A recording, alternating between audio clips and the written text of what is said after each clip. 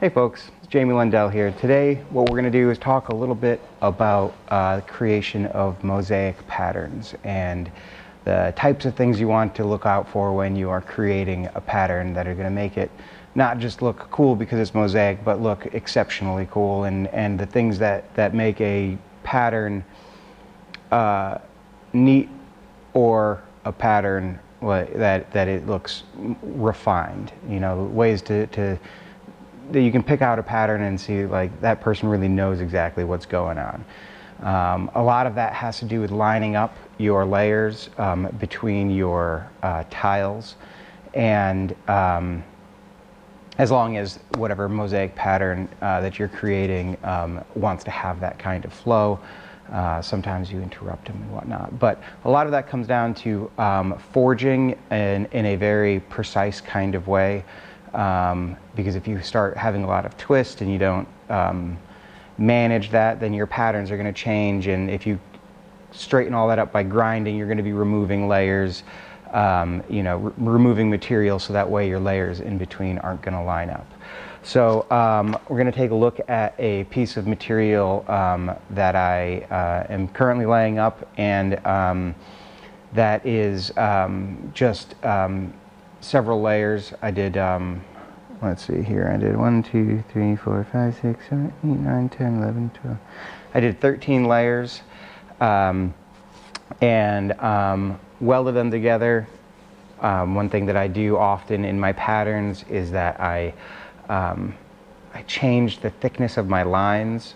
So I'll you know, put you know, 2 pieces of 15N20 and then 1 piece of 1084 or whatever that material is that I'm using, and alter them, you know, so that it's not always the same thickness of layers. So you have, and it adds a little bit more character and a little bit more interest to your pieces, and then you can use that to better effect, like a thicker line going down the center, or gradiating lines so they get, you know, thinner from one side and thicker to the other. There's a lot of different ways that you can go about manipulating the pattern just with the thickness of the layers that you're using.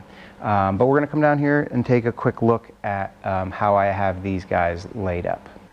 Alright, so we currently have these tiles I've cut up already, and they are material that just was biased, so you can see we sweep from one side coming across to the other, and that's basically when it was a square. Basically what I did was I just took the square, put it up on its side, and made another square by hammering it down and re-squaring it within the square.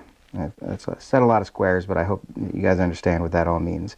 And what that does is all the layers that had been going across now sweep down and go, you know, halfway across each side. And I've brought that down to rectangles here. So the important part in laying this up is that you want to make sure that when your pieces come together, that those lines create a convincing pass-through, right? So at this junction, you have as little interference in the lines as you can, and you want to, so, you know, for instance, these guys line up pretty well, but if I were to take this guy and line it up with this one, let's see, they line up a little less well. It's not too bad up here, and that line is kind of alright, but then the rest of this just kind of goes all to hell. And so you really want to make sure that how you stack them and arrange them is going to be in a way, in a manner that those pieces will line up. And a lot of that has to do with, sometimes you just got to flip things around this way and that way, and until they align with each other. One thing that I find is helpful in all of this is to go ahead and number the pieces, and generally when you after you've numbered them, when you're cutting them, if you realign them in that sequence, generally they tend to have their lines that line up nicely. And like I said, and that kind of comes back to the other point that I made of things distorting slightly differently down the bar, and so one side of the bar and the other side of the bar are not necessarily going to align, but you want to try to make that happen as you want to make that as consistent as possible, so you have the best alignment, and that you have less deformation of your pattern. But this is you know, the kind of basics on when you are looking to create a mosaic pattern, how to make that pattern look really good as opposed to several pieces that are just slapped together.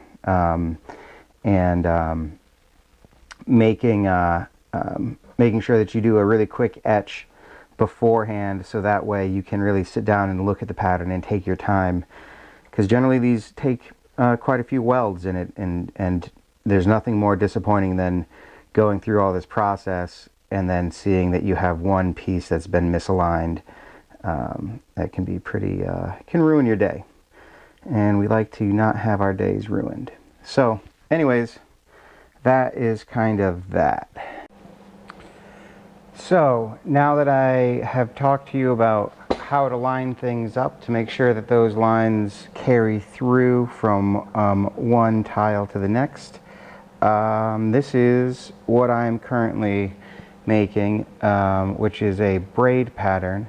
So I am not worrying about things carrying from one to the next, because what I'm trying to create is this overlapping braided look.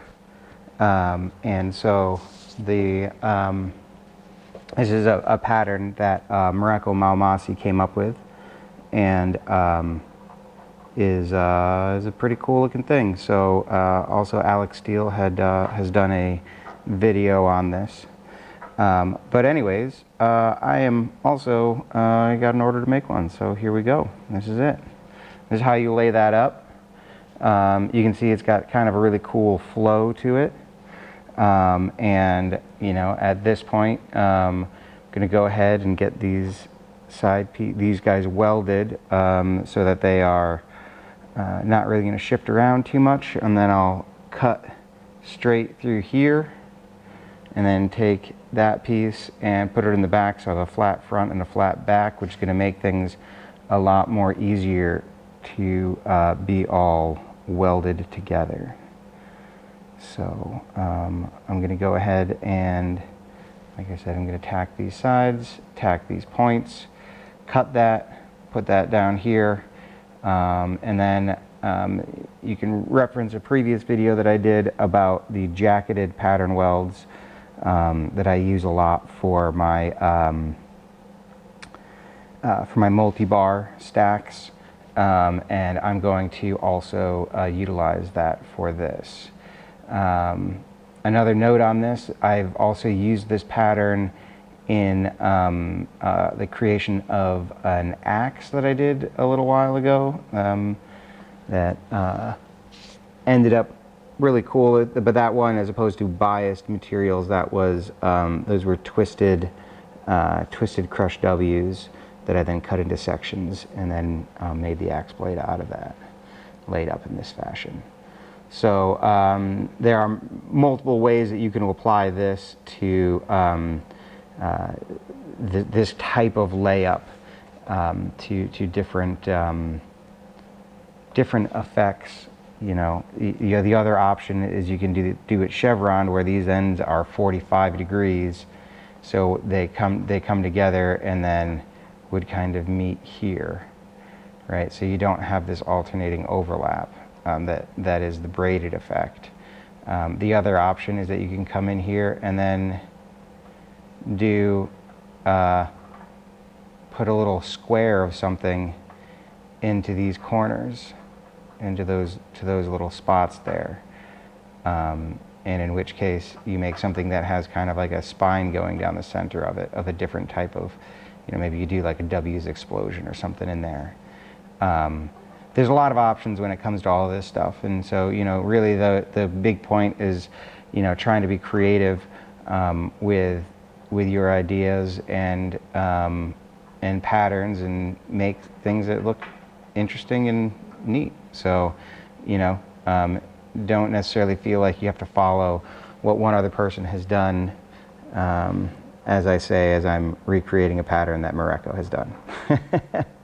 But just this should, I hope that what this does is kind of help open your mind to the idea that, you know, different patterns can be created, and you can expand upon other people's ideas to make something more your own. All right, so I now have my billet welded up. You can see that I've gone through in these corners, and I've taken the sharp parts off because it is going to get forged in from either side. So if I had these off in big points, that would end up being a problem. This will kind of distort a little bit. But you can see at the junction of each one, I've welded those up. I have a 22 gauge plate that is welded on here. And I've welded up all of the seams on my ends. And so you can reference the other video that I had made about the jacket, and you know, how to go about doing those welds. And basically it's going to be, first heat will be welding the jacket down, and then it'll be consolidating everything inside. Anyways, I hope that this was a helpful video as far as looking at mosaics, and hopefully at mosaics in a slightly different way. So if they have other things that you'd like me to make videos about, drop them in the comments. Hope this helps. Bye.